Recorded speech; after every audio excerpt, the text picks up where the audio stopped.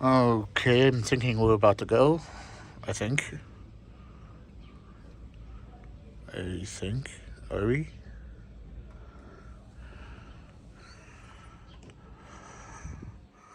I already told him I'm ready.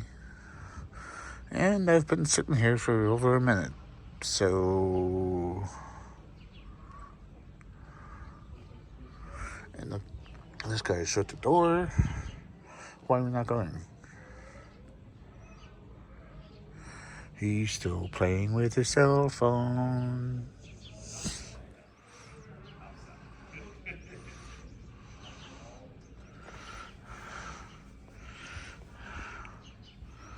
Here's my mom.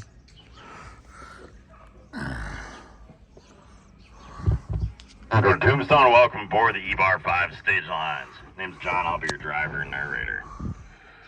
The two big fellas up front doing all the hard work for us, we got Poncho and Lefty up there. They're a pair of Suffolk British draft horses. You'll probably hear me talking to them a little bit as we head around town. So sit back and relax, they're going to pull us over 140 years back in time. Back before Tombstone was even a silver mining town. Step it up, boys. Tombstone became a city in the Arizona Territory back in 1879. In our first 3 years, we had two major fires here that I'll talk about more as we head around town. Off to your right through this open lot, you'll see Shefflin's Hall way back there. That's the largest freestanding adobe structure that's in the American Southwest today. Also said to be the location where Wyatt Earp first met Josephine. Oh, okay, don't leave. Now coming up on the right, this corner in front of Arlene's. October 26, 1881, that is the corner where the Earps met up with Doc Holliday. They handed him that double-barrel shotgun. Took a right here down to Fremont Street, then they hung a left and made their walk to the famous gunfight we all know of. I'll talk about that more here in just a moment. On your right, the old-time photos and the wine tasting room. That was the Can Chinese restaurant here in the 1880s. Owned and operated by a fella named Wong Yi. He made some of the finest Chinese cuisine that you could get anywhere in the American Southwest. He was a humanitarian as well. Did a lot of good for the people in Tombstone. In fact, he was so loved by the people here that when he died on a trip to Bisbee as an old-timer, the people in Tombstone brought his body back up here and they buried him in Boothville Cemetery. On your right, the OK Corral. You know, That's actually it. The gunfight took place. That was made up by Hollywood, and that's how those rumors were started. I'm going to point out The exactly gunfight was location. back there. Best I can from Allen Street. The city park on your right, look all the way to the back. There's that block wall, the telephone pole, right in the middle. Just on the other side of the wall from that pole, there was a vacant lot next to C.S. Bly's photography studio in 1881, and that's where the gunfight started. Like I said, the gunfight took place over there. Newspapers back then even called it the incident on Fremont Street. That was on October 26th of 1881, about 2:30 in the afternoon, and there was 30. I thought it was like 3:15. 3 cowboys laid dead. Tom and Frank McLaury and Billy Clanton lost their lives. Morgan, Virgil, and Doc Holliday, they were all wounded in that fight. Wyatt Earp walked away without a scratch. I know that. There was 2 cowboys named Ike Clanton and Billy Claiborne. Both ran away from the fight with their lives. On your left, the Red House there. I was the home of China Mary. Welcome to Chinatown, folks. On the east side of the coach for the next 2 blocks, there's over 300 registered Chinese people here in this neighborhood. If your Chinese lived in Tombstone back in them days, you had to go through China Mary and give her a portion of your weekly pay just to get a job. She told everybody that money was going to help protect them against the outlaws and the cowboys in town. She was a very powerful woman and controlled the opium trade in Tombstone as well. The RV park on your right, that's the location where multiple of China Mary's opium dens and brothels once stood. When she died a very wealthy woman. You can find her buried in Boothville Cemetery, right alongside of her good friend, Wong Yi. As you roll through this intersection here, if you look out the right, 17 miles out there, those are the Dragoon Mountains. They're named after our 3rd U.S. Dragoon Cavalry, fought up in those hills during the Apache Indian Wars. The Apache Wars, they began in this part of the Arizona Territory around 1862. That's when Chief Cochise and the band of Chiricahua Apache made their stronghold up there. Still called the Cochise stronghold to this day. And from 1862, over the next 10 years, they managed to fight off the U.S. cavalry from up in those mountains. Eventually, No Coach parking between signs. He decided to sign a peace treaty with the U.S. government, which required him to move to an Indian reservation out there in the Chiricahua Mountains. Well, that's where he got sick and died. That happened, his warriors brought his body back to their beloved stronghold up in the Dragoons. They lowered him into a grave with his favorite war horse, a cache of U.S. Army rifles, some silver and gold. That way he'd be sure to win all the battles he'd about to fight in the afterlife. That was in a grave that they said no white man could ever find. No one ever has to this day. That's when Geronimo picked up operations from there on out. He proved himself much more violent out there on the battlefield. Off to your right, that brown building over there with the parking lot out front. It's where the home of Virgil Earp once stood. Unfortunately, we lost this place in a fire here in the mid-1990s. Fire, he also had a house over there on the corner of First and Fremont Street. There's a big bronze statue of him out there in front of his place. As for Doc Holliday, well, he never owned any property in Tombstone at all. Not outside of a poker table. When him and Big Nose Kate parted ways, she went up to Prescott, Arizona. That's where she spent the rest of her life, dying at the age of 89 years old. Outliving a lot of the people she came here to Tombstone with. 1881. Holliday went to Glenwood Springs, Colorado. That's where he died alone and in a hotel room at the age of 36 years old. Most people agree that was from complications of tuberculosis. On your left, the Taken House there, that was the home of Texas John Slaughter. Former Texas Ranger and Comanche Indian fighter, he became one of the most feared lawmen in the Arizona Territory back in his day. Now, he only stood about 5'2", but don't let that fool you. When he set off after Apaches or an outlaw, he wouldn't bother to bring back anything other than their rifle, their gun belt, their boots, or their hat to prove he killed that man. Now, he'd leave every one of them in a shallow grave out there in the desert. The banditos here started calling him the Wicked Little Gringo. On our right was a house built in 1880. That was the home of Dr. Emery Goodfellow. He was our local physician and surgeon. He became a specialist with gunshot wounds during his time here. Now, there was plenty of practice for him here in Tombstone in the 1880s. Them chains going around his house, if you look closely at them, you'll notice all the wear marks in those links. Well, those are drag chains. They pulled 9-ton ore carts that hauled silver ore out of the Tombstone Hills. Those are original drag chains from the 1880s, and you can see by how thin them links are worn out. There was no such thing as OSHA laws on any of the job sites back in them days.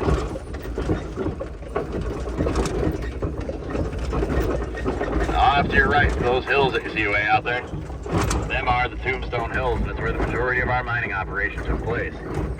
Those shafts are sunk in over 1,000 feet, and they're covered in 140-year-old timbers. They said there were so many miners camped out up there at one time that parts of those hills looked like they were covered in snow. There were so many white canvas tents. We didn't have enough water here to process all that silver ore either, so we shipped it 10 miles to the west, out of the banks of the San Pedro River, and did all of its processing down there. Now, off to your right, right on the corner of this white picket fence, you'll see a little wooden stump and a historical plaque. That stump there is all that remains of a telegraph pole from the 1880s. Now, that's the site of our first and only town lynching in Tombstone. I'm about to tell you that story. It was 1884, and a man named John Heath lived in the area. He got word that the Copper Queen mine in Bisbee was keeping its payroll stashed at a general store every week. This was upwards of $3,000 on hand at a time, which was pretty dang good money in those days. So, he got 5 men together and he came up with a plan to rob the place. Sent those guys down there, we sent them a little early. Money wasn't even there yet. It was still in transit by stagecoach. Well, they didn't want to leave empty-handed, so they decided to rob the people inside the store instead. One thing led to another. They shot and killed a lawman during the robbery, along with a few other innocent people. One of their stray bullets struck and killed a pregnant woman that day as well, becoming known as the Bisbee Massacre. Well, those men were hunted down by the law pretty quickly and locked up in the Cochise County Courthouse to your right. It's where they stood trial for what they did during the robbery. Yeah, that's the all 5 of them courthouse, by the way. Death by hanging. They hung from those gallows alongside the courthouse. That's a cool car. John Heath, he was the mastermind behind the whole robbery. He didn't take part in shooting or killing during it, so he stood a separate trial. That guy's bigger than me. That did not sit right with the people of Tombstone. Not after what he just caused, so they formed a mob together outside the courthouse and stormed it, forcefully removing John Heath from the jail cell. They walked him down there to that telegraph pole I pointed out, wrapped a rope around his neck, and they hoisted him up. He dangled there by that rope for 20 minutes before he finally died. Part of the lynch mob that day was Dr. Goodfellow, whose house we passed on the corner. Now, that man was always known for his good sense of humor. It's also his job to fill out the coroner's report when they cut the body down. Upon his professional medical inspection of the body, he wrote down in his report that John Heath had died from emphysema of the lungs and that it was caused by high altitude, possibly strangulation, self-inflicted or otherwise. That report is still on display inside the courthouse to this day. Now, the whole reason that Tombstone even exists at all is just because of one man, and that is Ed Shefflin, an Army scout over there at Fort Huachuca back in 1877. He wanted to come out here to these hills and do some prospecting. Everybody told him, Ed, you're out of your mind. The only thing you're going to find up there is hostile Apaches, and the only stone you're sure to find is your own tombstone. Well, he came out here anyway and discovered one of the richest silver ore strikes ever found in Arizona. And because of what all those people told him, he named that first claim the Tombstone Mine. On your right, the Southern Pacific Railroad. That saw service from 1903 to 1959. Back during the silver boom days, we never had a railroad here. You had to hop onto the stage lines up here at the Tucson Railroad Depot to get down here. That was an 11-hour ride on a stagecoach similar to this one. On your right, the white building, that's the Rose Tree Museum. Back in 1885, a young Scottish newlywed couple lived there. She got pretty homesick for Scotland. Her husband wrote a letter home to the family asking for a clipping off their favorite rose tree, a white Lady Banks rose. Somehow that clipping survived the journey back here. They planted it in their courtyard and it grew to be the world's largest. It's in the Guinness Book of World Records. And the Ripley's, believe it or not, to this day is the largest rose tree in the world. Still blooms thousands of little white roses every single April. On your left, the Tombstone Chamber of Commerce and the Visitor Center. That was the very first freestanding adobe structure that was built here in Tombstone. Built by a man named Pye Allen in 1879. That Allen Street we're hanging right on here is named after. Our second fire was in May of 1882. Over 100 businesses burned down. Hey, dude! One of them businesses was the Cosmopolitan Hotel, and that's where the Earps stayed for about a month, waiting the trial of the gunfight they'd gotten into. The whole reason they were staying there, they felt safer inside that hotel than they did their own homes. Due to the fact that those cowboys they had shot had plenty of buddies out here looking for revenge. That hotel stood to your left with the wine taster and sits today. You said something about a hotel on my left. Not responsible for their actions. A highly controversial ruling, depending on who you ask. On your right, Hey, okay, you're not welcome. Big Nose Cake Saloon and the JL Silver Company. That was the Grand Hotel built here in 1880. The most luxurious hotel that you could stay at in Tombstone. And upper levels they burned down in the second fire.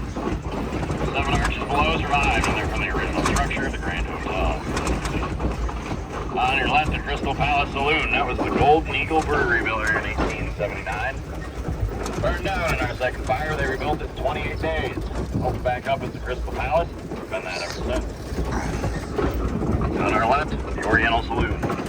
That's where Wyatt Earp controlled the barrel card table. Right there by the fire hydrant, that's where Buckskin Frank Leslie shot and killed Billy Claiborne. On your right, the Branding Iron. That's where the Bucket of Blood Saloon once stood. On December 9, 1881, Marshal Virgil was walking out of the Oriental going nightly rounds when an assassin fired a shot at him off the roof of the Bucket of Blood. From a 10-gauge shotgun.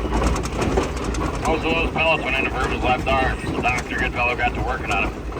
He dug all that buckshot out of his bone and sewed him back together, but he lost use of it for the rest of his life. Virgil fled Tombstone after his brother Morgan's assassination. Went to California and continued his career as a lawman out there, becoming known as One-Armed Law Dog.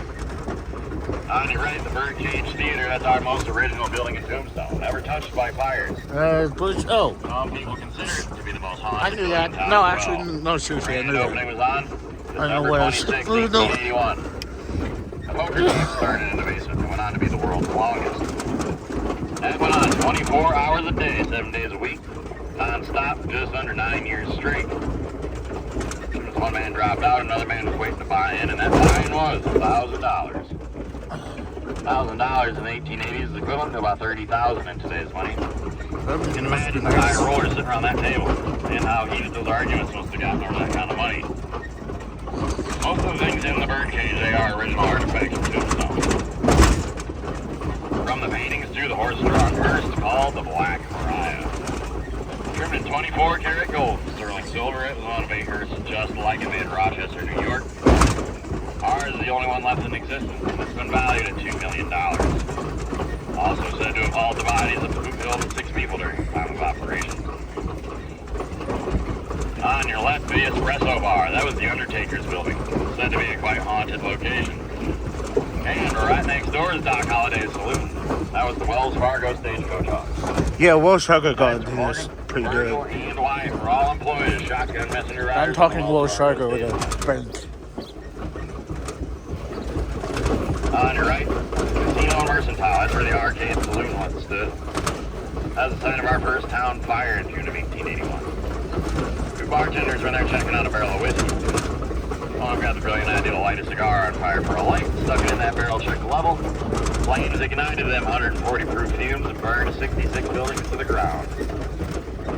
Off to your right behind the crystal, there's a white sign back there. It says Tombstone Epitaph. That's Arizona's longest running newspaper that is still in print today. Started by our first elected mayor, John Clum.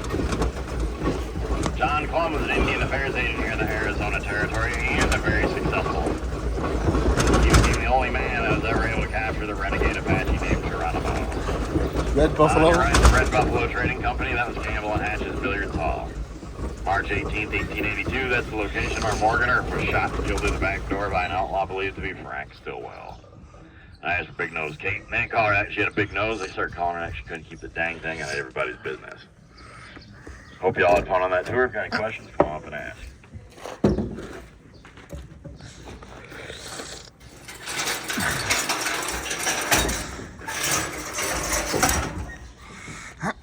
I'll take this.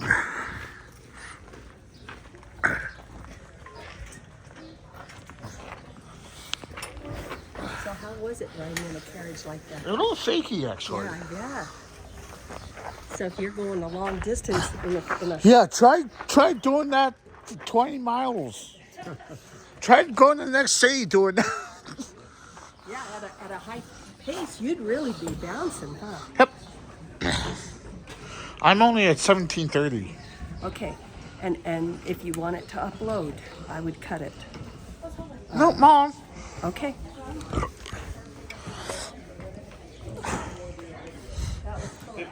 Uh,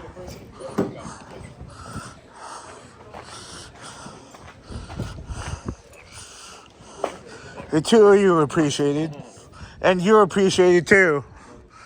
I'm putting you on YouTube, by the way. That's why I'm videoing this. You on YouTube too, man.